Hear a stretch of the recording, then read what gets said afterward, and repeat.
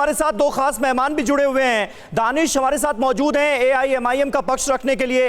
दानिश, आपने सुना ज्यादातर लोग, देश के आम मुसलमान भी यही सोच रहे हैं कि ऐसे बयानात के पीछे सियासत है, लेकिन असदुद्दीन ओवैसी को यह क्यों कहना पड़ता है एक ट्वीट के जवाब में, वो भी कि उनके पूर्वजों को जब ढूंढा जाता है तो संघी उनके पूर्वज भी ब्राह्मण के तौर पर ही देखते हैं।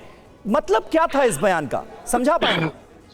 देखिए, जो मैं समझ पाया हूं, जो मेरी समझ में आया है कि जिस तरीके से ब्राह्मण नीति जो बनाई रखी है इन्होंने, कि सुपीरियरिटी जो है वो ब्राह्मणिज्म में वो बनाने की कोशिश की गई। कल जो स्टेटमेंट आया एमपी जो हैं मेंबर भारतीय जनता पार्टी के, उनकी तरफ से, इसीलिए उन्होंने ये कहा कि हर बार जो है मतलब संघी जो है मेरे ब्राह्मण पूजक ढूंढने निकल जाते हैं। तो मेरे नजरिए से तो यही माने निकल के आते हैं। और दूसरे नहीं, संघ और बीजेपी से जुड़े किस नेता ने असदुद्दीन ओवैसी के पूर्वज को ब्राह्मण बताया?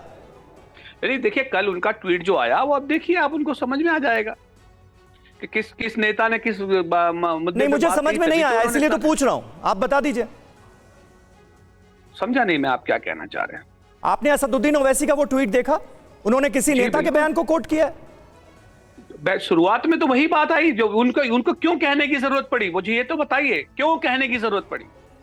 नहीं, मैं आपसे सीधा सवाल पूछ रहा हूं। उन्होंने अपने ट्वीट में संघियों का जिक्र किया है। मैं आपसे पूछ रहा हूं, संघ और बीजेपी के किस नेता ने असदुद्दीन ओवैसी के पूर्वज को ब्राह्मण बताया? मैं ये कह रहा हूं कि किसी को भी ढूंढने जाने की जरूरत ही क्यों है, मुझे तो ये समझ में नहीं आता। चाहे संघ परिवार हो, क्योंकि संघ के सुप्रीमो जो है वो भी इससे पहले कह चुके हैं कि आपके पूर्वज थे। अरे भाई, हमारे पूर्वज आदम अलैहिस्सलाम थे, जो सृष्टि के सारा सर्जन होने के तुरंत बाद से एग्जिस्ट करते हैं, और तब से लेके आज तक वो हमारे पूर्वज हैं। जी जी, चलिए ठीक है। अनिला सिंह जी भी हमारे साथ हैं, बीजेपी प्रवक्ता। अनिला जी, जो असदुद्दीन ओवैसी का ये बयान आ गया कि संघीय जो है वो मेरे पूर्वजों को ढूंढने निकल पड़ते हैं और वो उन्हें ब्राह्मण बताया जा रहा है, इसे आप कैसे देख रही है? बीजेपी किस तरह से देख रही है? मेरी सबको राम राम। और अगर आरएसएस की बात करते हैं या भारतीय जनता पार्टी की बात करते हैं, उनको ओवैसी जी के खानदान को ढूंढने की कोई आवश्यकता नहीं है। इतना खून से भरा हुआ इतिहास रहा है इनके खानदान का, किस प्रकार से लाखों हिंदुओं के सर जो है कलम कर दिए गए थे रजाकार की फौजें बनाकर, तो खोजने की ज्यादा आवश्यकता नहीं है। और आप संघ और भारतीय जनता पार्टी पे आक्रामक क्यों हो रहे हैं भाई?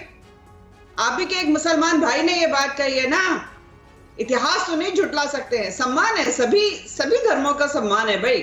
आपकी आस्था का सवाल है, संविधान आपको ये अधिकार देता है, और किसी भी व्यक्ति को अधिकार नहीं है किसी दूसरे के धर्म का अपमान करना। हम भी सम्मान करते हैं, परंतु ये कौन सी बात होती है? आप लोग हर चीज के लिए भारतीय जनता पार्टी और संघ को कटघरे में खड़ा कर देते हैं। फारूक अब्दुल्ला से पूछिए ना, उन्होंने नहीं कहा कि मेरे जो पूर्वज थे वो ब्राह्मण थे। नहीं अनिला जी, सवाल ये उठता है कि 2024 के चुनाव से पहले क्या एक खास तरह का नैरेटिव सेट करने की कोशिश सियासतदानों की तरफ से की जा रही है क्या, जिसमें मौजूदा दौर के मुसलमानों के पूर्वजों को हिंदू बताया जा रहा है? उन्होंने ये बताया जा रहा है कि आपके पूर्वज भी पहले हिंदू थे। ये मेरे से है प्रश्न? जी जी, देखिए, एक बड़ी देसी सी कहावत होती है कि हाथ कंगन को आरसी क्या, पढ़े लिखे को फारसी क्या। तो जो पढ़े लिखे हैं, समझदार हैं, वो समझते हैं इस चीज को अच्छी तरीके से कि किस तरीके से कन्वर्जन हुआ। भारत में तो अलग अलग समय पे कन्वर्जन्स हुए हैं ना, उसके बहुत सारे कारण हो सकते हैं। बिल्कुल ठीक है, आपके पूर्वज हिंदू थे, पर आप मुसलमान हैं, अपने धर्म का पूरा सम्मान करिए, उसमें झगड़ने की कौन सी जरूरत है? अपने अपने कारण हो सकते हैं, धर्मांतरण हुआ, ये सच्चाई है जी। लोग ईसाई भी बने हैं, लोग बौद्ध भी बने हैं, लोग जैन भी बने हैं, लोग पारसी भी बने हैं। अलग अलग समय पर अलग अलग कारणों की वजह से धर्मांतरण हुआ। ठीक, तो उसमें झगड़ने की तो कोई आवश्यकता नहीं है। कोई किसी का अपमान तो नहीं कर रहा है। सत्यता अगर बयान की जा रही है तो उसको उसी नजरिए से देखिए। जी। अच्छा दानिश कुरैशी, एक सवाल आपसे है। जो अब ये बहस छिड़ पड़ी है जिसमें चाहे गुलाम नबी आजाद बोल रहे हैं या फिर फारूक अब्दुल्ला का बयान आया, और यहां तक कि उनके पिता शेख अब्दुल्ला ने भी अपनी ऑटोबायोग्राफी में इस बात का जिक्र किया था, परदादा का नाम बताया था, उनके पूर्वज हिंदू थे, और अब ये बात आ गई यहां पर ओवैसी तक। आपको लगता है कि वाकई में ये इतना जरूरी हो गया है, और या फिर इसमें आपको कुछ और ही एंगल नजर आ रहा है इस पूरी बहस में? देखिए, मैं अनिला सिंह जी की एक बात का रिप्लाई दूंगा। बड़ी बहुत शिद्दत के साथ उन्होंने बात कही कि ये तारीख उनकी वो है, वो तारीख इनकी वो है। शायद अनिला सिंह जी ये नहीं जानती कि इस देश के अंदर में ब्राह्मणों ने जिस तरीके का जो पूरा वो खतरा, आज हमारे पास रिजर्वेशन है। रिजर्वेशन का आधार क्या है पता है आपको?